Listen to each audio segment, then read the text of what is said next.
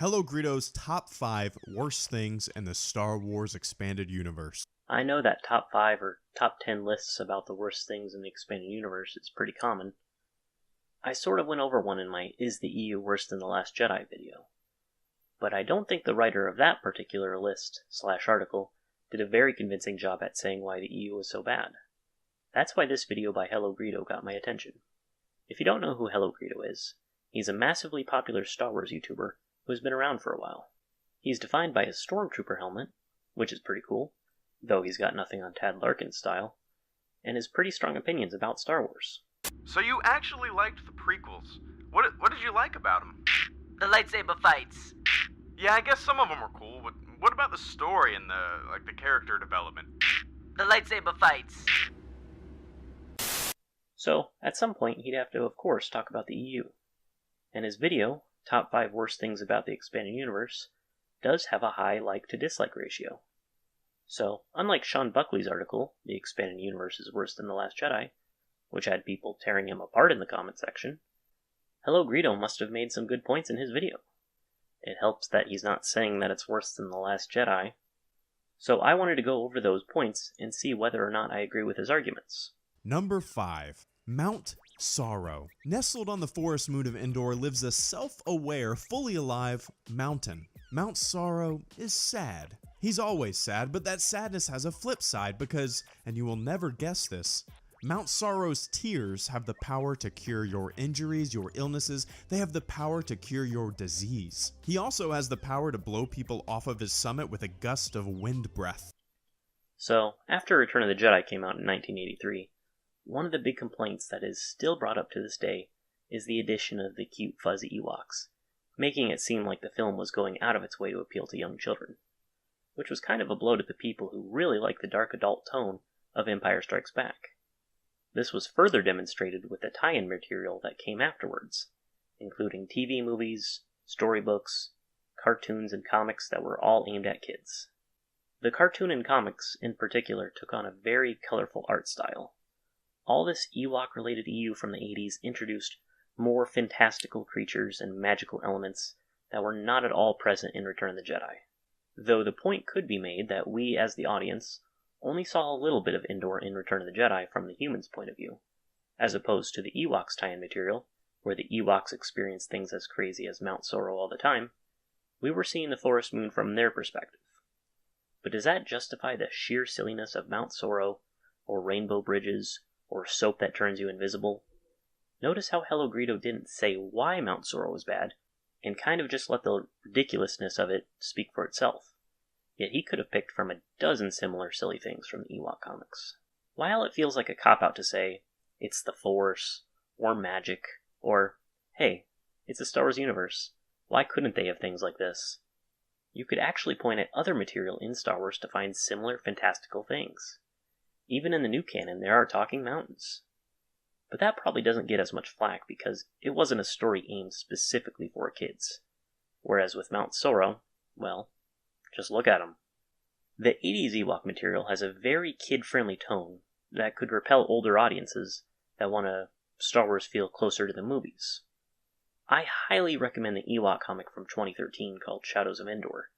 It has a lot of the same characters from the old cartoon and comics, but it has a darker tone and still doesn't have to shy away from the elements introduced in the 80s material. If Mount Sorrow showed up in this comic, or in this art style, it probably would have been more digestible. Another thing the EU writers could have done to make Mount Sorrow fit in better with the rest of the Star Wars universe would be to expand on what Mount Sorrow actually is. What the magazine Star Wars Insider and the online fan club Hyperspace often did was take a sillier story from the early days of Star Wars and went more in depth and explained how it fits in better with the Star Wars universe. A little retcon here and there, and Mount Sorrow suddenly wouldn't seem too far out there in terms of Star Wars. But seeing how we didn't get this from Mount Sorrow, I can understand why HelloGreedo considers this to be one of the worst parts of the EU.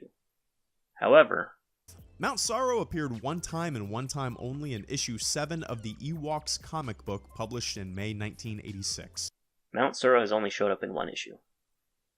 So if this truly is one of the worst parts of the entire EU, then the rest of the EU must be pretty good. Number 4. Zombies. Yep, zombies. To appeal to the modern craze of zombie worship, of course they threw zombies into Star Wars. HelloGreedo is certainly right that zombies are very popular and are present all over the place in pop culture. I can sympathize with him having zombie fatigue, but I don't think it should be the EU's fault for how popular zombies have become. In fact, because they're so popular, it means a lot of people like them, right? I'm sure people who are fans of zombies do appreciate their inclusion in Star Wars. Besides, if any franchise should have zombies in it, it should be Star Wars. The dark side of the Force is a pathway to many abilities some would consider to be unnatural, and raising the dead is as unnatural as you can get. Okay, so when earthly words like zombie or witch in the case of Sith witches are said in the Star Wars universe, I just kind of get taken out of the whole thing. Most everything in Star Wars has an inventive name, some good, some bad, but generally everything that is spoken is something you had never heard before, something new. So when I hear zombie or witch, I just kind of roll my eyes. There's a conversation to be had about what earthly words should and shouldn't be used. I remember when the new canon novels were first starting to come out, and John Jackson Miller seemed to be intentionally dumbing down the Star Wars-y sounding words for his novel, A New Dawn, like using elevator instead of turbolift, or restroom instead of refresher. Like, really? You don't think the audience could figure out what you're talking about? Use laser sword instead of lightsaber if you're worried people aren't smart enough. But yes, some earthly sounding words are in Star Wars too. It doesn't bother me too much, because they mention the Force as religion and sorcery in the first movie. So I don't think terms like witch and even zombies are too far removed from that. What about zombie Gungans? Yes, zombie Gungans. In a 2003 comic titled The New Face of War, a colony of Gungans is wiped out by separatists. Some of them reanimate with no explanation and begin chomping. There actually is an explanation. Asajj Ventress says she's not alone with the Force as her ally, right before the Gungans come back to life, clearly bringing them back as zombies with the dark side of the Force. Furthermore, with her connection to Dathomir from the Clone Wars TV series, we see other Night Sisters bringing back the dead in a very similar way. Death Troopers is a book where a prison barge is aimlessly floating through space, it's broken down, and they stumble upon a Star Destroyer that has been abandoned. That sounds like a cool idea, I like that so far. But when they board the Star Destroyer, they discover that it isn't really abandoned. It's populated by zombies, disease-ridden people who reanimate and begin attacking the boarding party. Maybe this is a nice little break from our normal Star Wars. Maybe it's a cool horror spin on what we love, but I just don't think it fits. One of the best parts of the expanded universe is how it can cover so many different genres and basically have an endless potential of the storylines that it can produce. We can have dark horror stories in the same universe where we get stories about fuzzy Ewoks going on adventures. But I do think it fits, because all the stories from the EU still stay true to the core of what Star Wars is.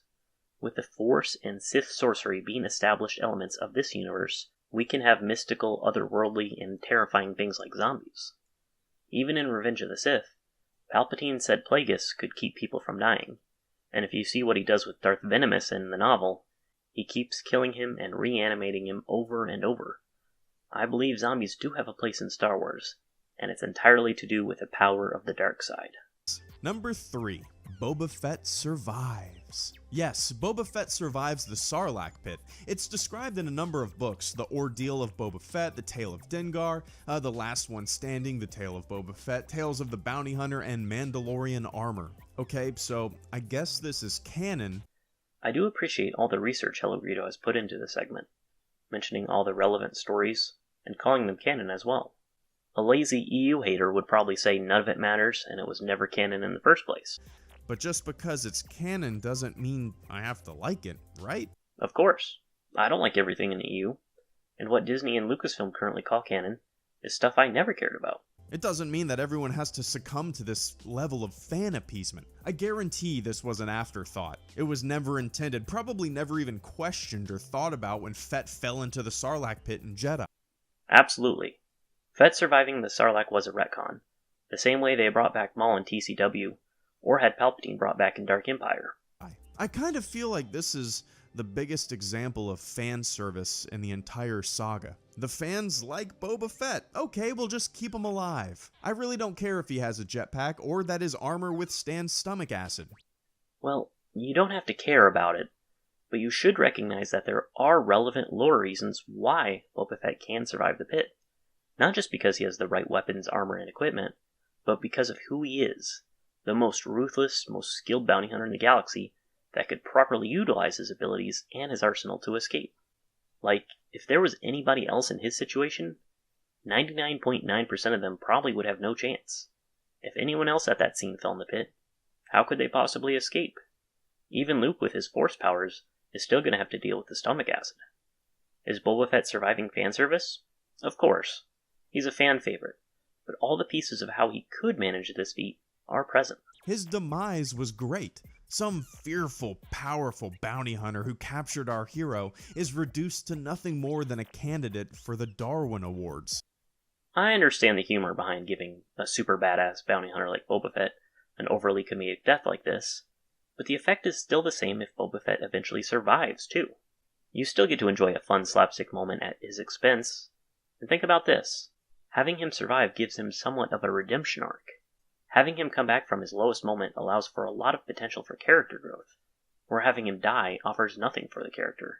If he were to die there, it would actually confuse things a little, because Star Wars fans who aren't as familiar with the lore might view Boba Fett as overrated, which they would be forgiven for doing so if they thought he died like this. I've seen many comments online saying Jango was a better bounty hunter, simply by comparing the two hunters in the movies alone. Where did this best bounty hunter in the galaxy reputation even come from? The expanded universe. And trust me, Boba Fett earned that title. Number 2. The Emperor is still alive. Well, I guess not technically. See, in the expanded universe lore, the Emperor had an entire ship full of clones of himself, younger clones of himself. So the amazing act of self-sacrifice that Vader exhibits at the end of Return of the Jedi is rendered meaningless. No, it wasn't. Vader's sacrifice did two things. One of them was killing Palpatine, and the other was saving Luke's life. Because Luke survived, he went on to save the galaxy many times, and founded the new Jedi Order. If Palpatine came back and Luke still died, then sure, I could see how you could say Vader's sacrifice was meaningless. But clearly that's not what happened. I'm sure Luke will appreciate Vader's sacrifice for the rest of his life. If you follow EU lore. And why would you follow EU lore in cases like this? You have such a powerful ending to the trilogy, and then some side story comes along and kind of smashes it. And then that basically forces Star Wars fans to take sides in a discussion. You have the film side, which is full of meaning, sacrifice, fatherhood, and closure. And then you have the sequel trilogy? Sorry, I couldn't resist. EU side that, for no reason other than another example of fan service, and maybe a lack of vision, tells everyone that the Emperor is basically alive and well in thousands of bodies aboard a spaceship. I just think it's pretty dumb. Again, I won't argue that it's not fan service, but like the example with Boba Fett, this is completely within the character of Palpatine, and he has the power to do it. Other EU stories involve the essence transferability that powerful Sith Lords use to preserve their own life. For example, Darth Bane, Vitiate, Naga Sadow, and Mark Aragnos have all housed, or attempted to house, their spirit into another being. Palpatine's power is on the level, if not greater than all of these ancient Sith Lords. So to preserve his empire, he would do exactly this. Why wouldn't he? Also, if you had an army of DNA replica supervillains, why wouldn't you use them, like, all the time? If you mean why didn't Palpatine set all his clones loose at the same time, it's because if he did that, they would be separate entities. It's not like Jango and his clone army. Palpatine's bodies were specifically created to hold his spirit.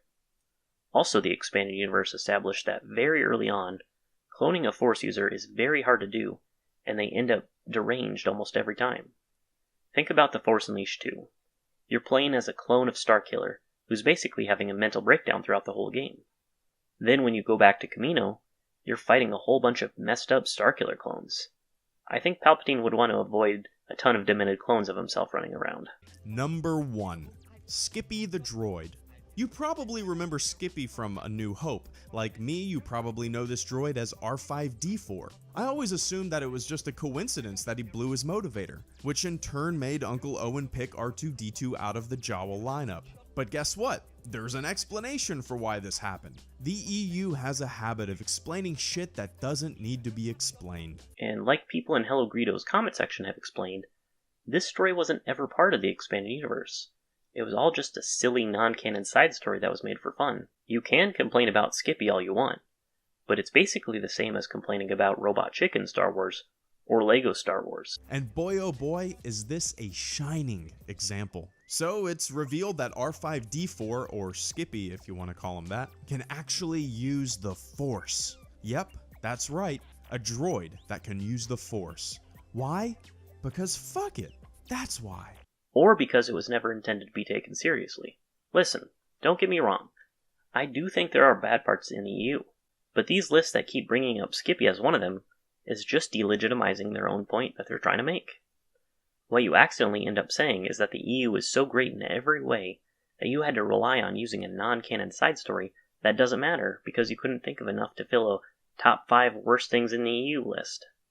Like I said earlier, HelloGreedo has strong opinions of Star Wars, but I think he's made a couple of flawed arguments on why a certain story is bad, or just kind of falls back on saying, this is bad because I don't think it fits the Star Wars that I know. And that's fine. It's his list after all.